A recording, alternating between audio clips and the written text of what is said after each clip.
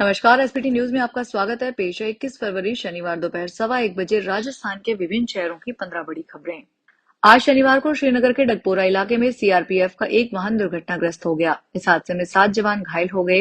अधिकारियों ने बताया कि हादसा अहमदनगर में डगपोरा रोड पर उस दौरान हुआ जब केंद्रीय रिजर्व पुलिस बल का एक बुलेट प्रूफ बंकर के चालक ने गाड़ी से नियंत्रण खोल दिया और वजिश ने गाड़ी सड़क से फिसलकर नहर में गिर गई। उन्होंने कहा कि घायल जवानों को इलाज के लिए Sher Kashmir Institute of Medical Sciences Soura में शिफ्ट किया गया है। गैंगस्टर लॉरेंस बिश्नोई और उसकी गैंग के बहुत से बदमाशों पर अलग अलग राज्यों की पुलिस ने नकेल कस रखी है, लेकिन उसके बाद भी लॉरेंस गैंग से ताल्लुक रखने वाले कई गैंगस्टर फरार चल रहे हैं।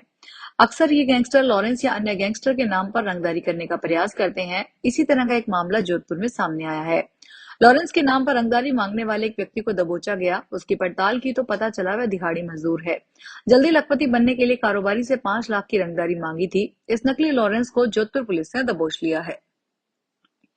जयपुर में अगले महीने से भारत टैक्सी सेवा शुरू होगी। सहकारिता मंत्री गौतम दत्त ने विभाग के अनुदान मांगों पर बहस का जवाब देते हुए घोषणा की। उन्होंने कहा कि मार्च अप्रैल से राजधानी जयपुर में दिल्ली की तर्ज पर भारत टैक्सी सेवा की शुरुआत की जाएगी। इस सेवा के माध्यम से ड्राइवरों को पूरा भुगतान सुनिश्चित किया जाएगा। वहीं आम नागरिकों को किफायती दरों पर यात्रा की सुविधा मिलेगी। राजस्थान में आगामी वार्षिक परीक्षाओं की शुचिता बनाए रखने के लिए शिक्षा विभाग ने इस बार बड़े कदम उठाए हैं। राज्य स्तरीय सम्मान परीक्षा योजना सत्र 2025-26 के तहत होने वाली परीक्षाओं के प्रश्न पत्र निजी स्कूलों में नहीं रखे जाएंगे। माध्यमिक शिक्षा निदेशक की ओर से जारी निर्देशों के अनुसार पेपरों की सुरक्षा की जिम्मेदारी अब सरकारी केंद्रों और पुलिस थानों के जिम्मे होगी। समय सारणी के अनुसार कक्षा स्तर की समान परीक्षाएं 7 मार्च से शुरू होकर 19 मार्च तक चलेगी। निदेशालय ने स्पष्ट किया है कि निर्धारित टाइम टेबल में शामिल विषयों की परीक्षाएं इसी अवधि में होगी। रणथंभौर टाइगर रिजर्व में सफारी के दौरान एक हादसा सामने आया है। गनीमत यह रही कि हादसे में कोई भी पर्यटक हताहत नहीं हुआ। यहाँ जोन नंबर 2 में एक जिप्सी की बैरिंग टूटने से यह हादसा सामने आया। जानकारी के अनुसार शनिवार सुबह की पारी में कुछ पर्यटक जोन नंबर 2 सफारी में गए थे। इसी दौरान जोन 2 में परिक्रमा मार्ग पर एक जिप्सी की बैरिंग अचानक से टूट गई, जिसके चलते जिप्सी का बैलेंस अचानक खराब हो गया। इस दौरान ड्राइवर ने सूझबूझ दिखाते हुए जिप्सी को रूट से दूर खड़ा कर दिया। यहाँ ड्राइवर की सूझबूझ से पर्यटकों को कोई चोट नहीं आई।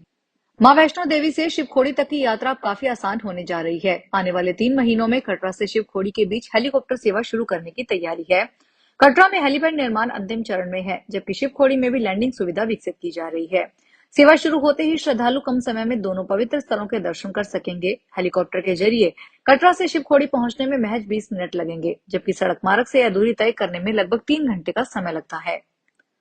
लोग अपने कीमती गहनों और दस्तावेजों को सुरक्षित रखने के लिए बैंक लॉकर पर भरोसा करते हैं, लेकिन अगर वही लॉकर सवालों के घेरे में आ जाए तो भरोसे की ही नींव हिलना तय है। राजधानी दिल्ली में ऐसा एक मामला सामने आया है। यहाँ एक महिला ने दावा किया है कि उसके बैंक लॉकर से करीब 60 लाख रुपए मूल्य के सोने के आभूषण गायब हो गए। जानकारी के मुताबिक महिला का लॉकर पश्चिमी दिल्ली के कीर्ति नगर स्थित एक बैंक शाखा में है। जब बैंक अधिकारियों की मौजूदगी में निर्धारित प्रक्रिया के तहत लॉकर खोला गया तो उसमें रखे गए कीमती गहने नहीं मिले। राजस्थान के ग्रामीण क्षेत्र के प्रतिभाशाली युवाओं को प्रतियोगी परीक्षाओं की तैयारी के लिए बड़े शहरों की ओर रुख नहीं करना पड़ेगा। राजस्थान सरकार की अटल ज्ञान केंद्र योजना के तहत अब ग्राम पंचायत स्तर पर आधुनिक सुविधाओं से लैस डिजिटल लाइब्रेरी और ज्ञान केंद्र स्थापित किए जा रहे हैं। झुंझुनू जिले में इस योजना को लेकर कवायद तेज हो गई है, जिससे ग्रामीण परिवेश के विद्यार्थियों, किसानों और युवाओं को एक ही छत के नीचे डिजिटल प्लेटफॉर्म उपलब्ध हो सकेगा। 3000 से अधिक आबादी वाली सभी ग्राम पंचायतों में अटल ज्ञान केंद्र खोलने का निर्णय लिया गया है। बीकानेर के जेएनवीसी थाना पुलिस ने शहर में लगातार हो रही चोरी और नकबजनी की वारदातों का खुलासा करते हुए 7 आरोपियों को गिरफ्तार किया है। आरोपियों ने पूछताछ में बीकानेर शहर व नागौर जिले में 15 से अधिक चोरी की वारदातें करना स्वीकार किया है। थानाधिकारी विक्रम तिवाड़ी के नेतृत्व में विशेष टीम गठित की गई। टीम ने सीसीटीवी फुटेज, टावर लोकेशन और तकनीकी विश्लेषण के आधार पर आरोपियों की पहचान की है। आरोपी रात में मोटरसाइकिल से घूमकर सूने मकानों की रैकी करते थे। अजमेर जिले के नसीराबाद वन रेंज के भीमपुरा गांव में लेपर्ड की दहशत जारी है। वन विभाग की अजमेर, पुष्कर और नसीराबाद टीम ने आज शनिवार सुबह से गांव के खेतों को चारों तरफ से घेर कर ड्रोन से सर्वे किया जा रहा है। वहीं शुक्रवार को लेपर्ड ने सुबह पहले नाबालिग और शाम को एक बुजुर्ग पर हमला कर दिया था। बुजुर्ग हमले में गंभीर रूप से घायल हो गया। हालांकि अभी तक कोई मूवमेंट दिखाई नहीं दिया है। खेतों के आसपास पिंजरा लगा दिया गया है। डीएफओ फोन ग्रामीण से अपील की है कि लेपर्ड से सामने होने पर घबराए नहीं, शांत रहें। राजस्थान के पश्चिमी हिस्से को देश की राजधानी दिल्ली से जोड़ने वाली सबसे लोकप्रिय ट्रेन मंडोर सुपरफास्ट एक्सप्रेस अब नए रंग रूप और आधुनिक सुविधाओं से लैस होने जा रही है। रेलवे प्रशासन ने यात्रियों की बढ़ती मांग और सुविधा को देखते हुए इस ट्रेन के ट्रैक और संचालन व्यवस्था में बड़े बदलाव किए हैं। सबसे खास बात यह है कि अब यात्रियों को ट्रेन के भीतर ही गर्मा गर्म खाने की सुविधा यानी पेंट्री कार का लाभ मिल सकेगा। ट्रेन को और अधिक आरामदायक और आधुनिक बनाने के लिए इसमें डिब्बों की संख्या और श्रेणी में बदलाव किया गया है। अब इस ट्रेन में कुल 22 डिब्बे होंगे। केंद्रीय औषधि मानक नियंत्रण संगठन ने जनवरी माह की मासिक रिपोर्ट जारी की है, जिसमें दवाओं की क्वालिटी को लेकर चौंकाने वाले आंकड़े सामने आए हैं। जांच के दौरान कुल 240 दवाओं के सैंपल मानक से कम क्वालिटी वाले पाए गए हैं।